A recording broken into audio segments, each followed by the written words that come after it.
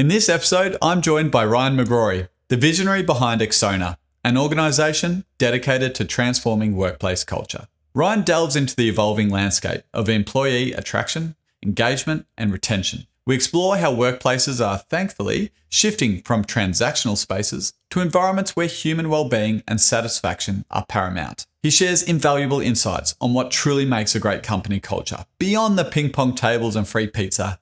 Not a bad idea, actually. Should get a ping pong table in here.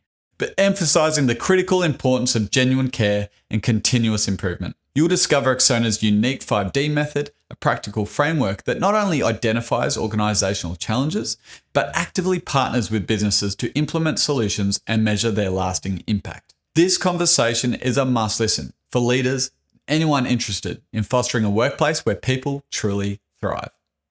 Let's get into it. Ryan, thanks for coming in. Thanks for having me. Pleasure. We've worked together. Nice to be in the studio. Yeah, this is it. What do you think? It's nice. Got a comfy seat. I feel like I can chat all day. Yeah, they are comfy. They're a good level. Lean back, get relaxed. Now I know what you do. We've worked together before, but for those listening at home or watching, can you explain what it is that you do? Yes. So very simply, we help organizations with their attraction, engagement, and retention strategies. So really about how to employ people or attract employees to the workplace, how to engage them so they're not having a shit time, and then also how to retain people, how to keep them there, keep them happy, keep them working, productive, all those things. And people join an organization, they usually want to stay for a while. So it's, making sure there's a good relationship between employer and employees. Do you think that's shifted over the years? Like, are we improving in that sense of like caring about the people we work with and, treating them less like a number and more like the people in the community? Ideally, we all work that way, but are we shifting in a good way, do you think, in that sense? I think so. I mean, it depends how far you want to zoom out, but, if you look at the last 200-300 years, then yeah, definitely. It's probably the best time to be working, like to take a landscape view. Sometimes when we think about, workplaces and in Australia, 200 years ago, there's people dying at work, sending children down the mines and things like that. So I think we're doing better than that. Slightly. And it's been intensified in the last 10 years. It's not just show up and do as you're fucking told anymore. Like there's a bit more of a balanced dynamic, I think, between employers and employees. And I think employers understand, the workplaces understand that there's a return on investment when you do it right. People want to stick around. People want to do their best. They want to give their best when there's something in it for them. So yeah, definitely changed. We're not sending kids down the mines anymore, but thank God. But there's probably, I guess, employers might have more of a challenge in the fact of just societal ways now of like busy lives, more stress, more anxiety, more depression. We see all these horrible stats coming at us sometimes. So yeah, is that the reason why employers are making it a focus? It's definitely part of it. I think that's, you've hit the nail on the head. That's kind of where society is at the moment.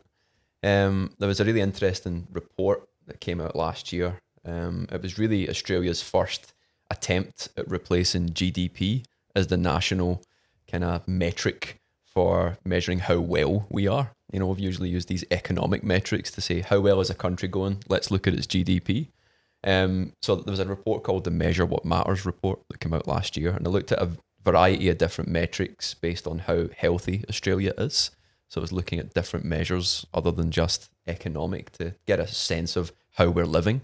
And it was really fascinating. Lots of things that we learned out of it were, we're living longer. It's probably one of the best ones. There's less violent crime. We're making progress when it comes to looking after the environment. However, there's less life satisfaction. So it's this weird thing that we've got going on that, if you observe and you look at the data, looks like we're living longer, but we're having a worse time. So I think workplaces and how they act in regards to like well-being or looking after people is really just a reflection of where society is, which is, we're doing well and we're having all these great health advantages, but yeah, things are looking a bit shit when it comes to, happiness. Why do you think that is? Why do you think we're not as satisfied? anymore. Oh, geez, we're all drinking 0% alcohol. Maybe that's the problem. Maybe we're not going to the problem. There's definitely got to be a correlation between the increase in 0% alcohol consumption and the decrease in our happiness and satisfaction levels. There you go. I've hit the nail on the head. It's not a coincidence. It's not a coincidence. Surely, people need to just go to the pubs like they did in the 70s. Yeah, that's right. Yeah, totally. It's strange, isn't it? Is it Instagram? Is it like looking at everyone else's amazing lives and thinking that our life isn't as good anymore? Yes, but getting me philosophical now. It might be a little bit of that, comparison's the killer of joy and all that. That kind of sentiment. I don't know. I'm not an expert kind of in in that. I think that's a deeper philosophical question. Become less virtuous as people or whatever.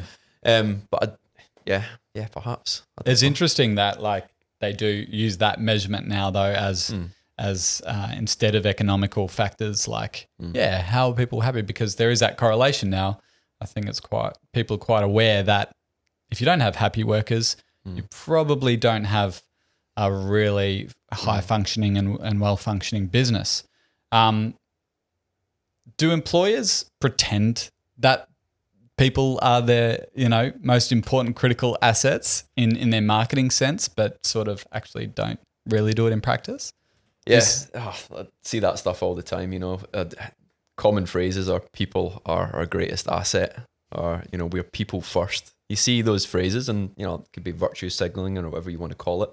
But it's marketing slogans that some employers will put out there, saying that people are above all else, and the behaviour would suggest the opposite. When there's a downturn or things go bad, they don't stick in. They kind of get rid of a bunch of people. So there definitely are organisations that do that. But then there are organisations that genuinely do put people first. And I think, they maybe get a slightly greater moral compass, or they're actually just maybe honest that they do have a collection of values and a collection of priorities, and they're kind of not just virtue signalling. So that's what you do day to day. You go into businesses and you make sure, you help them, I guess, look after their own employees and their people. What's the blueprint? What are the good companies doing in terms of creating company culture and looking after their people?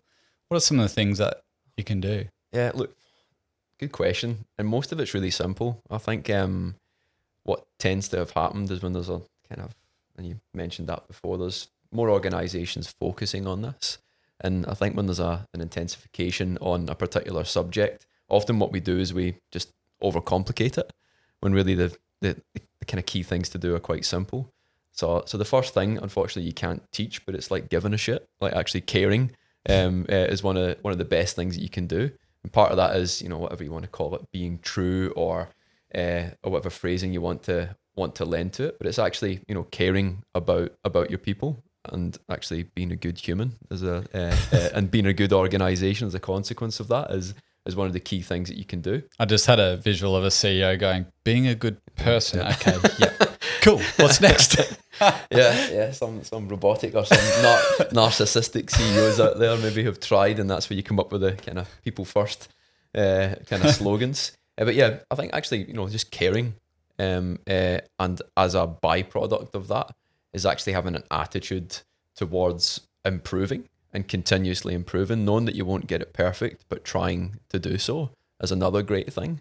So I think that's a great virtue of any organisation. And typically the organisations that succeed are really good from a customer perspective with that mindset, as they'll think of, we want to continuously improve how we engage with our customers. It's those that also have that same attitude towards their people that truly win. And, they're symbiotic, and that organizations that are really good at looking after their people, typically really good at looking after their customers, and usually vice versa, for like the true winning organizations are the ones that do it particularly well. Doing the right thing. Doing the right thing. And that's it. Yeah. It's as simple as that. I think we overcomplicate it with, frameworks and competency frameworks and things like this, where it's really just, be a good person, or be a good company to work for, to do the right thing by people, by your customers, by the organization and be honest about doing so. So kind of be transparent about it. You know, people have a really good bullshit monitor. I think so. If you're bullshitting, people see right through it. So you're as well just telling the truth. Yeah. So be a good person. Anything else? Pizza lunches, mini golf days, ping pong tables, and ping pong tables, yoga classes. Yeah. I mean, just on that, like Google, I guess, made that famous of the ping pong tables and the bean bags, and are they onto something? Does that work? Well, it can, but I think it's really a perk. Like you have to have a number of hygiene things done correctly first before the perks have any sort of value to them. So you can't just throw a fruit bowl in the middle of the kitchen and do ping pong Fridays and think, fuck it, we've got a great culture, let's put our feet up, we don't have to worry about paying people well, or having any sort of psychological safety where people feel that they can put their hand up and say there's a problem, or put their hand up and kind of question authority or anything like that.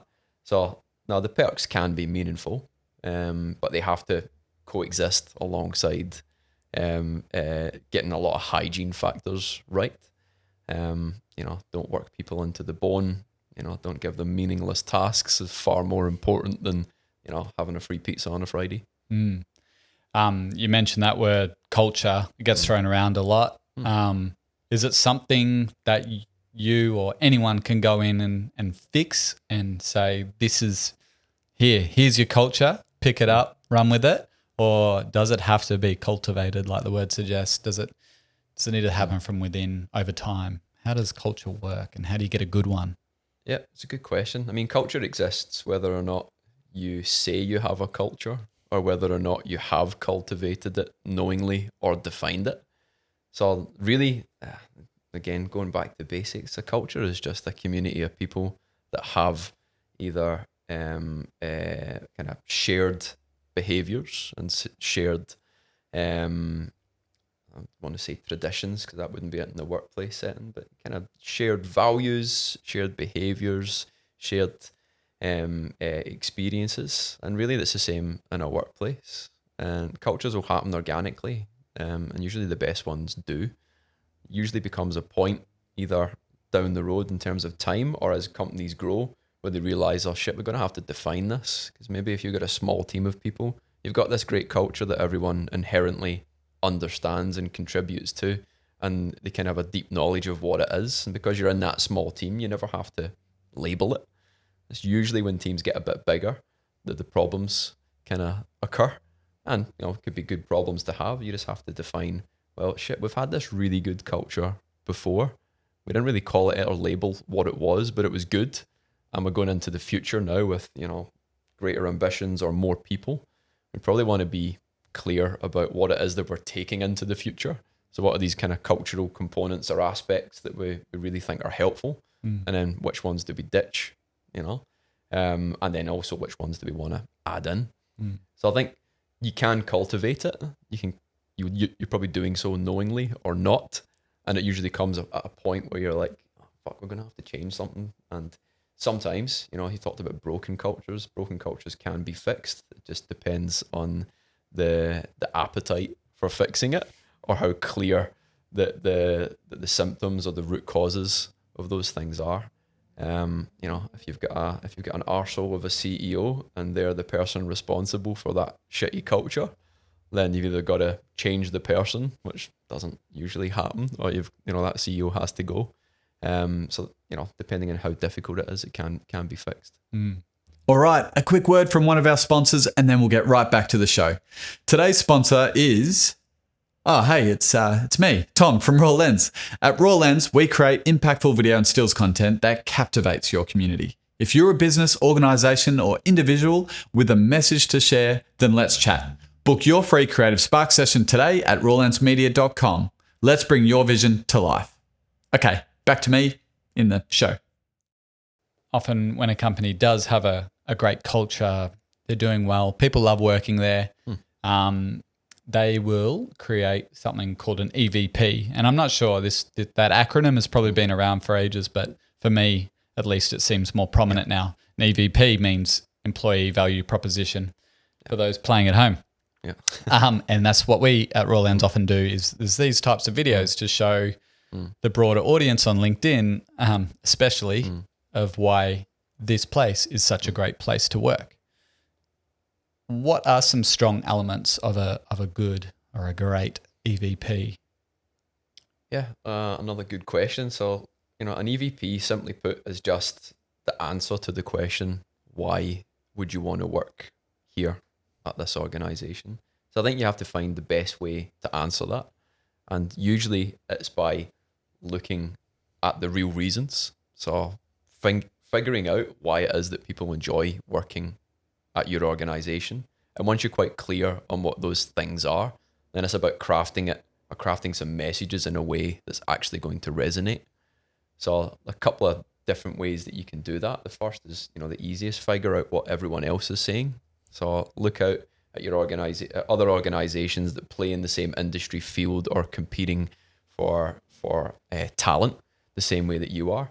Figure out what it is that they're saying and try to differentiate. Now, naturally, you'll have some differentiators. You'll have things that are unique to your kind of culture or unique to your organization, or things that you do that are really meaningful that they don't. And it's once you figure out what they are, then shout loud about it and make sure that the market knows about it. You can do that internally as well and kind of resell the reasons why people want to work with you to your existing people, and get some good engagement from that. But yeah, that would be the kind of criteria. Figure out why you're special and then figure out what makes you unique and then shout out loud about it. So for a lot of organizations, that's putting those messages into their job ads and making sure that the real reasons that people would want to work there are front and center of your job ads, your messaging, your social media content, and every other channel that you market yourself on. Because if you're not, and what 9 out of 10 organizations are doing right now is just putting 2 or 3 things at the top of their job ads that no one gives a shit about, and they think people give a shit about, and it just wastes kind of people applying for those roles, or people don't really get a sense of what it's like to work there. So you're not selling yourself the best you can, and you miss out on talent. You end up hiring the wrong people, or they go to your competitor instead of you. You bring up a good point around messaging and knowing what the message is. Like some employers don't know. They think they know, but they might not know what it is that is great about their business. How do you measure that? How do you measure the metrics of employee well-being within an organization?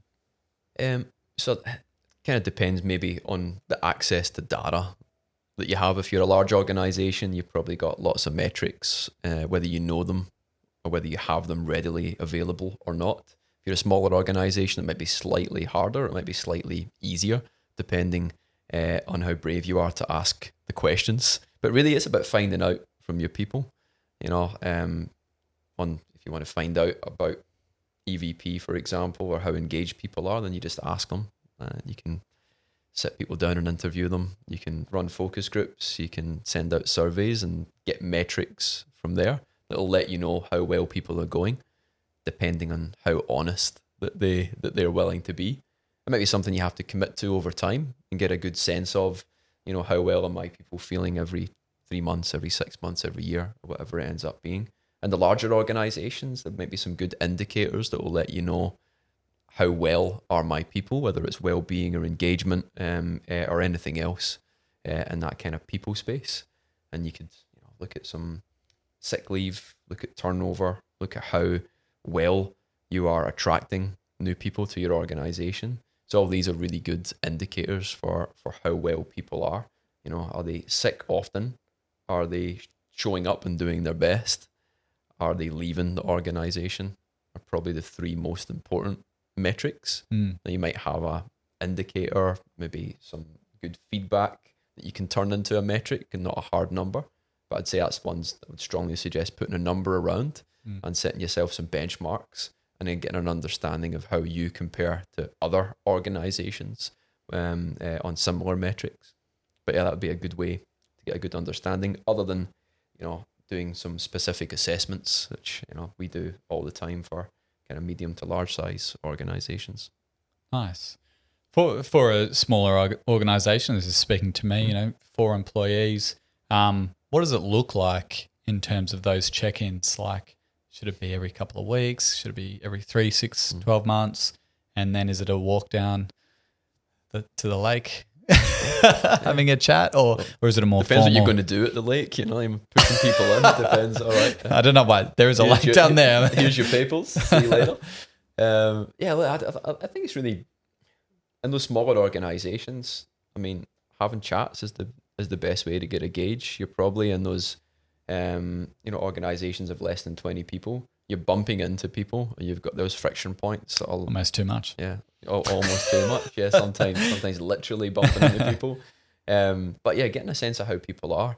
And I think like the best thing that you can do other than just ask the question is kind of follow up on feedback as well. So I think that's one that gets missed is, you have to, or it's important to ask how people are going and important to kind of start that dialogue and conversation. But the more important thing is to do something about it. So if you're being told by your people, you get 4 people that work for you, maybe they're all saying the same thing, and maybe they're all coming up with the same suggestions, and maybe they get the same or similar challenges and roadblocks.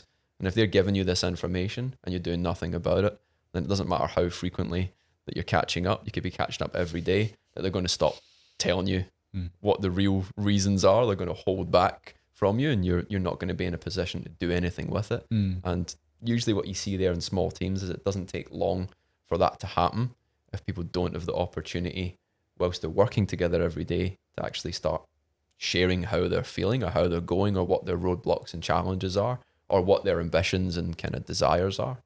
And yeah, if those things don't happen, you find out really quickly through a data piece, such as someone leaving. If I'm in an environment where a manager doesn't give a shit about me, I'm not saying this is you, by the way, I'm just painting this hypothetical environment. Definitely not us. Doesn't really care how I'm going, doesn't ask me how I'm going. When I tell him how I'm going, doesn't do anything about it, then that person's got an opportunity to stay in misery, to try and change it themselves or to change their environment. And that's really what happens. And if they don't feel like they can or see any results from their leader and changing their challenges and roadblocks or supporting their career, then usually they leave. About being heard. Yeah, exactly. Accordingly. How do you bring people in and your team in as partners, as big of the vision and the bigger picture, to really make sure they feel like they're being heard and on a mission together? Do you have any steps or advice around that? Yeah. So I've done this kind of activity, or I've had this project in a number of different organizations, ranging from 10 people, 20 people, 50 people, up to about 5,000 people. And the process is kind of the same. It's to, co-design, I think, or have people contribute to what the future or the mission is or might be. That's really helpful in getting people bought in to a particular mission and vision. And if that is what you want to do, and there's all different styles of it, I'm not saying this is the right one, it's the one I like the best, but you could have a leader who is really clear on the mission and vision and wants people to buy into it, and then it's more of a sell to your people. Like, I've got this vision and this is where I want us to go, and I'd love you to come with me and do it. That works. Probably a step better is if you want them to contribute and be part of it. Then you might have an idea, or you might have some goals, you might have some objectives about where you want to get to, and you're saying, this is the moonshot. This is where we want to get to on the moon by this date, and this is the big goal. I need your help in figuring the best way to do it. And from that perspective, you're creating, or people get to co-contribute and have ownership over the journey, and that'll create a better sense not only of camaraderie but of purpose for that individual, where they're feeling like not only are they on this journey, but they're having contributed to the way or the method of getting there, and they're going to come along for it too. You tend to get better buy-in, you tend to get better productivity as well, and people tend to want to stick around for longer when they know that they've got not skin in the game, but they've they've contributed to the design somewhat. So I'd say that's probably the best formula for getting people really bought into a mission and value. As part of that, asking people what they care about is really important. And if that's part of the vision, like this is where we want to get to, what's important to you, or what do you care about, and how can we make that part of us or of our vision, or we can make that part of where we're trying to get to. So again, it goes back to some simple stuff. It's just, give a shit about what your people might think or how they feel, and then invite them to contribute or ask them and include them. I love that. Like it is simple, but it's easily overlooked too. It's easy as a leader of an organization. Sometimes it's easy to think about what you want, but who's involved? Who is the team that's going to contribute towards it? What do they want? How are they going to perform at their best? And it's purpose and meaningful work at the end of the day, isn't it? Make sure everyone loves what they're doing. Yeah, and it's it's tough leading your own business as well. You get lots to do, you get lots of responsibility, lots of it's up in your head as well, and lots of leaders, particularly kind of owner operators, people who've started the brand from the ground up. They have all the ideas, and they're also thinking they're responsible for other people, and they might want to burden them with some of this stuff, and they might want to feel that the need is for them to be the leader and come with that kind of directive. But it doesn't have to be that way. You can share some of that burden, and it helps, not only the relationship, but it helps you get somewhere better. There's more minds on a problem. Usually, it depends how many minds actually. There's got to be a limit. You can't invite a million people to contribute to it. But you get what I mean. Yeah, and I mean, speaking to leadership, how do you cultivate great leadership? How do you lead by example, but make sure that people are being heard? Do you have any advice around being a great leader and bringing a team on board? I mean, you can use those practical activities like you just said. I think that's great.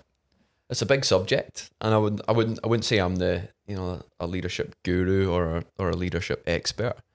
But on some of those things, I think it's I forget the question now. Let me rephrase it because it was a shit question. Have you, when you go into companies and organizations, have you seen leadership styles where you're impressed and you go, yep, this leader gets it, and they're bringing their people on board? Have you seen much of that? Yeah. And there's all different types of great leaders, and different characteristics are needed. I don't think there's you can't put a prompt into ChatGPT and keep getting it to spit you out this amazing leader. Yes. It's the kind of one profile of person. Great leaders have different things in different doses. But I think where there are great leaders, there are people that, again, have this give a shit mentality, and it's not just about the people, but it's about the ability or the mindset to care about a particular outcome, or the clarity of mind to focus on a particular goal, and kind of being open to different ways of getting there. So I think that one for me is the one that kind of stands out. Great role modeling and great communication, and some of these other things are really important. But I think having that clarity of mind to be like, this is where we need to go, and I'm kind of open to the path there. I think those combination, the two things, are the ones that I think work really well in terms of leadership, and partly because it's about good listening.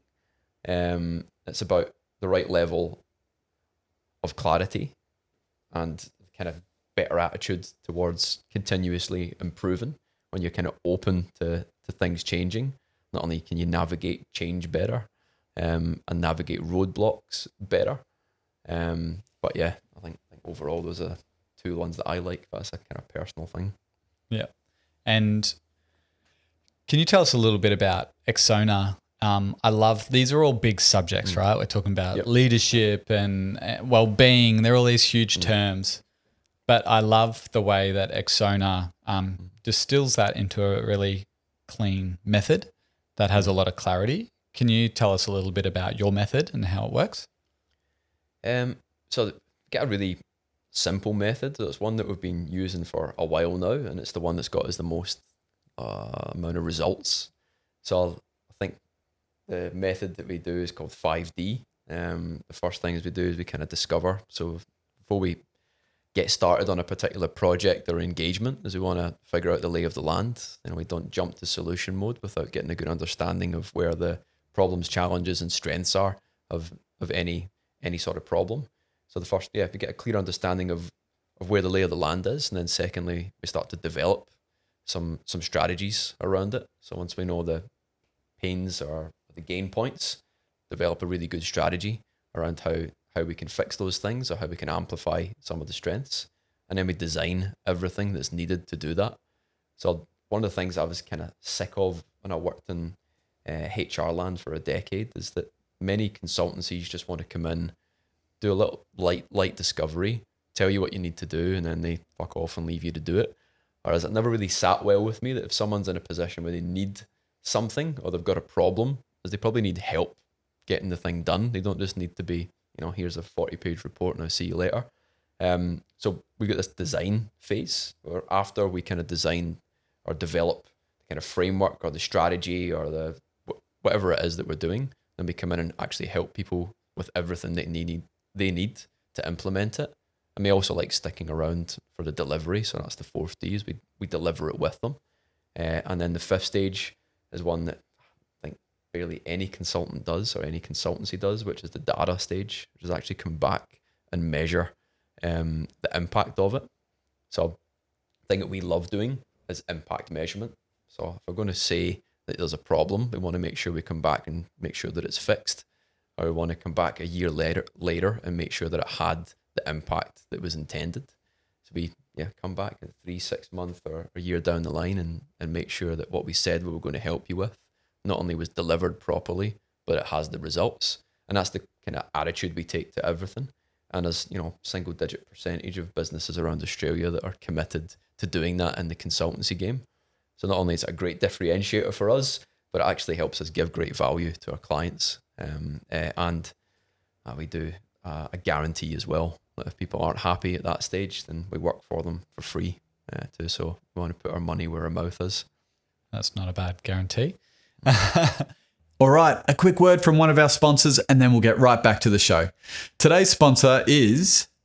it's me, Tom from Raw Lens. At Raw Lens, we create impactful video and stills content that captivates your community. If you're a business, organization, or individual with a message to share, then let's chat. Book your free Creative Spark session today at rawlensmedia.com. Let's bring your vision to life.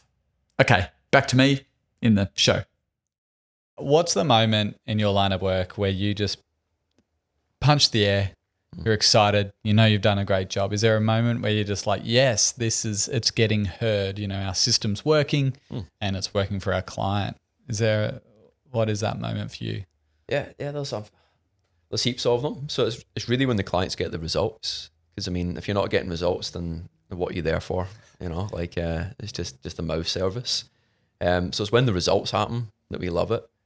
Other things that we love is when kind of the frustration, maybe when people come to us, they could be, a senior HR executive, and they're struggling to get the rest of the executive team bought in to what they're trying to do.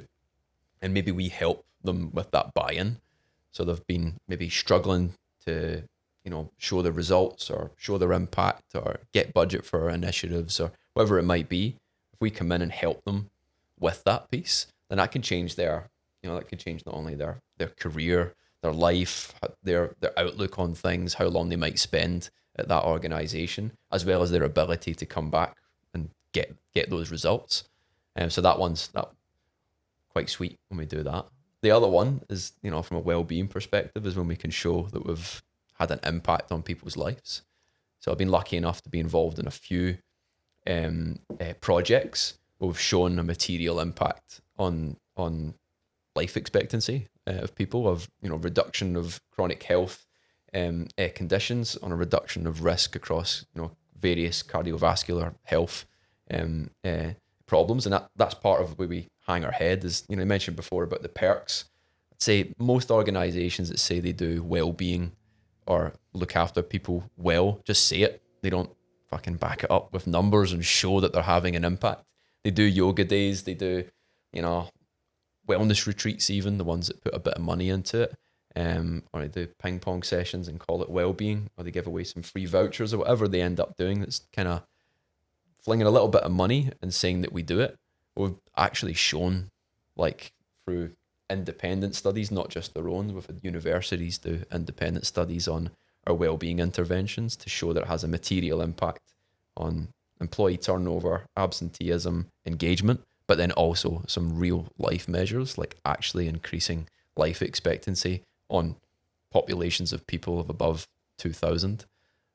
So that one there, that's really special when you can say that's amazing. Is that people through just through work, like they're improving wellbeing processes at work, or is it like encouraging it at home as well? Like, I don't know, go to the gym more and so that particular program was run for about 8 years. And it included a whole variety of different health initiatives. So when we set a strategy up, in this case, we set this long-term strategy up in a call center environment. We looked at how people were living and working. We did some health assessments to understand the kind of health profile of everyone in the organization, or however many people volunteered to be involved in the assessment. So I think 700 people, I think, were involved in it from memory. It was a long time ago.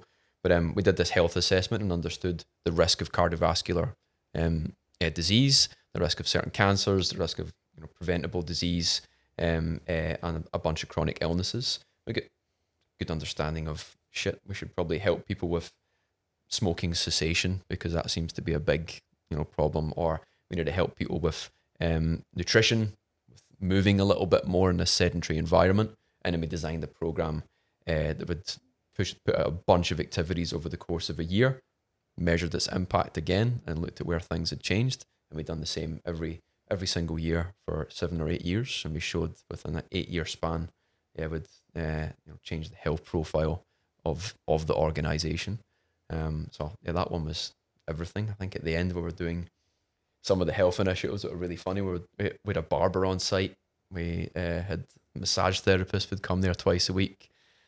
Some of the weird things that had interesting correlations, and we get into the data, is the thing that had the biggest impact towards employee happiness and turnover and health were these learning sessions that we used to do. They were like half an hour learning activities where we taught people a language, didn't teach them a language in half an hour, but they'd come along and learn something from a language. We did guitar lessons, we did cupcake decorating, we did painting classes. There's all these kind of weird things that you wouldn't think would have a big material impact, and that was the thing that had the strongest relationship with all of those different measures. But yeah, that was a cool one. But that's what I mean about real results. It's like you need to kind of commit to measuring things and improving them, and having that mindset where you're open to adjusting. The goal, or to bring it back to that example of leadership, is having a clear view of where we want to get to, which was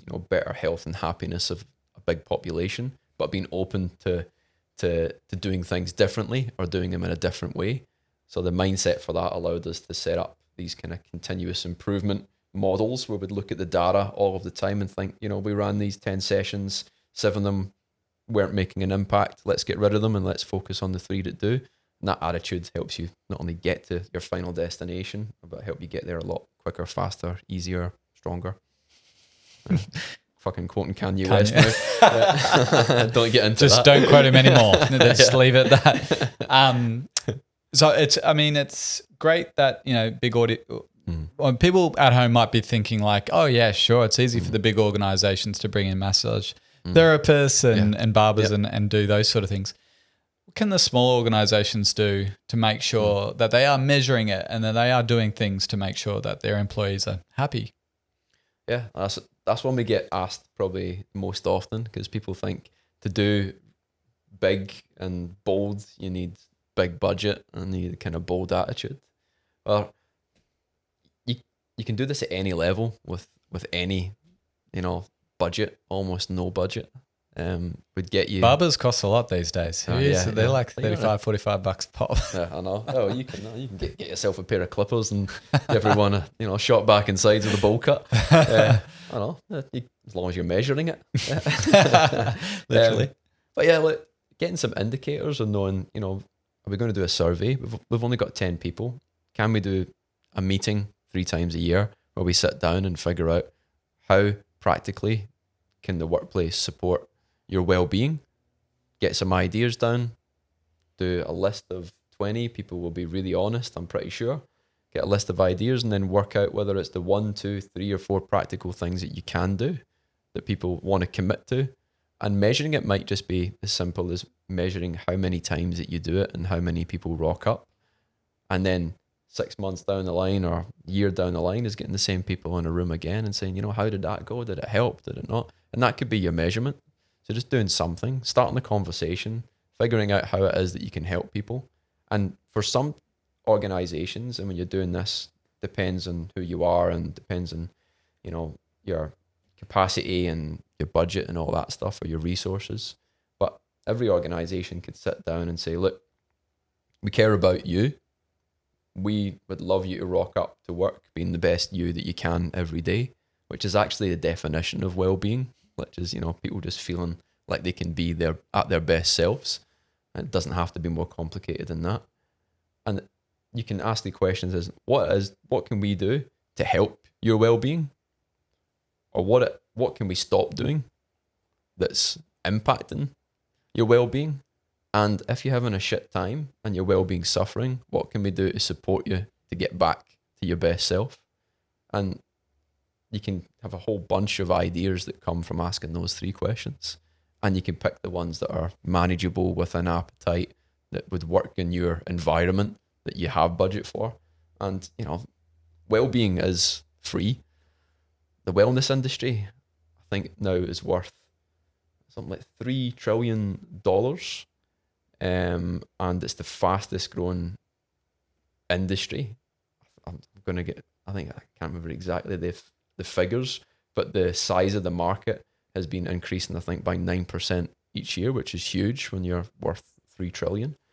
And a lot of it is just full of shite, like full of stuff that's not science-backed, stuff where the person selling it has a huge advantage financially to telling you the things that they want you to hear, and is spread in a way that isn't fact-checked. So the wellness influencer is huge right now. So people are getting their wellness information and they're spending more money ever on wellness, but wellness is free, wellness is a walk in the park, or going for a swim, or going for some of the most basic things that you can do, taking time out to just think, whether or not it's meditation or having some sort of practical setup. But a lot of the best things that you can do for your wellness cost nothing. I think we've got an idea that, it has to cost every time. But, some teams are like, what, we're going to spend some time doing X, Y, and Z. It doesn't have to be money related. But yeah, this could be stuff that any team can do. Don't have to buy 10 green smoothies for the team. That's right. Yeah. Cost me a fortune. That's right. Go find a passion fruit vine somewhere. I love that. Well, yeah, wellness, well-being is free. It's absolutely true. And it's available to everyone, but checking in on your team and seeing what you can do to make it easier for them is awesome advice. How do you look after yourself? How do you look after your own well-being, I guess, in a work sense? Yeah, that's a good question. I've learned over time that I'm, for whatever reason, I'm really good at burning myself out, and I think it's that's the downside. I've mentioned giving a shit, right? The downside of giving a shit is sometimes you do too much, and that for me, that's I need to be careful about that. So I've had lots of run-ins with near burnout and burnout before because I've been doing too much, and some of those things would be in my control and out of my control, and I think one of the healthiest outlooks that you can have is not the healthiest mindset or healthiest thing that you can think about is having a good relationship with the dichotomy of control. And that's a fancy word or psychological phrasing for really just understanding what you have control over and what you don't, and then basing your decisions on those two things. But what I do for my health, and maybe a good story around this, and lots of people will resonate. But it's kind of like, I always remember there's like 4 buckets, right? There's 4 buckets of like well-being or health, whatever we want to call them. It doesn't have to be complicated. But the first is physical. So that's what you're doing for your physical health. And I ask myself that question. The other one is about purposeful activity. So doing something that means something to me. The other one is, feeling safe, stable, and secure. So a lot of that's around finances and roof over my head, and then the fourth one is meaning. So I know I said purposeful activity, but there's also meaning as well. For some people that's spiritual stuff. For some people, it's family. But there's these kind of 4 buckets, and I need just to remember how full each of them are. Like for me, so when I'm looking after my well-being, I'll need to give myself a kick in the arse after a reflection. If I'm feeling, whatever I'm feeling good, I think about what are these 4 buckets doing, and I'm like, oh, no wonder I feel good. Or if I'm feeling shit, it's like, how am I going with those 4 buckets? And maybe I need to do something. And I think like lots of people, I think for me it was having the first kid. It's like, shit, I'm getting no sleep, physical self not very good. I'm not eating really well. Up at all hours of the night. I'm definitely not making it to the gym in the morning. And then purposeful activity. Well, I'm not hanging out with friends. I'm not, doing the things that, are meaningful to me. I'm not, getting to watch whatever I'm used to watching, or getting to do the things that I love doing. And then it was, safe, feeling safe, stable, and secure. Well, never more worried about your finances than when a new kid arrives. And then it was, meaning. It was doing really, meaning was probably really full for me because I just had this child. But on the other side, it was like, shit, I better, I've got all these father like responsibilities. So I think for me, like, that's the kind of thing that I like to remember is like, if you don't look after this stuff, you can, feel really poorly. And when I think back to when I had the first kid, I'm butchering this answer, by the way. We need to get I like the track. I mean, it's so true. If you're pouring a lot into one bucket, another bucket is not getting as much. Another guest of ours said almost a very similar thing. Just put too much time into work, family misses out, and you got to watch those buckets and the levels they're at. But I mean, on family, when you have a newborn in the household, like a lot of people, not everyone goes through it, but a lot of employees are going through that. And it can be a challenging time at work. Like if you've had no sleep, do you find, are we aware of that? Are employers out there aware of that? And do you see that they look after that as well as they could? And even so, not just the having a baby thing, but leaving early to pick up your child, do all those things. I mean, I just expect that people are good humans and that they do, but do people, is that ignorant of me? Or is well, maybe you do a really good job of it here, but I think it's one of the biggest challenges we have in this country is actually helping working parents. And, when you think of it, it's like in Australia, most families have to have 2 working parents, and I know that's not the reality for every family. Sometimes there is only one parent, never mind one working parent. But when you look at the cost of living and what it costs to live, which is, that's cost of living, what it costs to live in this country, most families need 2 working parents. However, school hours are between 9 and 3 for most places, and so that just doesn't compute. We need people working 8 till 5, 2 of them, but schools work from 9 till 3, so that just doesn't work. And I think there's a lot of things that employers could do to help with that. And there's a whole range of issues about why that's the case. But I think it's definitely one that the workplace can do a little bit better on. So flexibility has increased in the last 5 years, particularly spurred on by COVID. And there's talks of it changing now. Taking some talk tracks developed in American politics, I think, really spurring that on in Australia about rolling back some of this flexibility that's been allowed to people. So we've seen an increase in it, and it's got a little bit better, but still a long way to go. But we're already talking about scaling some of it back. So I think it goes back to also being a good and an understanding human, is about what is it my people at work, if you're a leader or you run an organization, what is it that they need to be able to come here and do their best? And if you've got that mindset, then you're probably going to make some good decisions. You know, if we operate and service our clients from 7 a.m. to 7 p.m., is there a way that we can solve that problem whereby, you know, we've got Jack who can leave at 2 o'clock and go and pick up the kids after a full day, and we've got someone else who jumps on and, you know, does the other shift, whatever it might be. But I think it's having a good mentality towards problem solving and actually asking that question that will help navigate it better. But, you know, to long story short, and to answer your question, I think we could be doing a lot better right now because it's impacting a lot of people. We're seeing women drop out of the workforce because of that, is where they have to, you know, compute is how do we as a family make sure we can pick up kids and, you know, and operate a 9 to 5. For lots of families, you just don't have that choice of flexibility because their employer won't or doesn't allow it, or they don't have the skills in a category where that's the norm.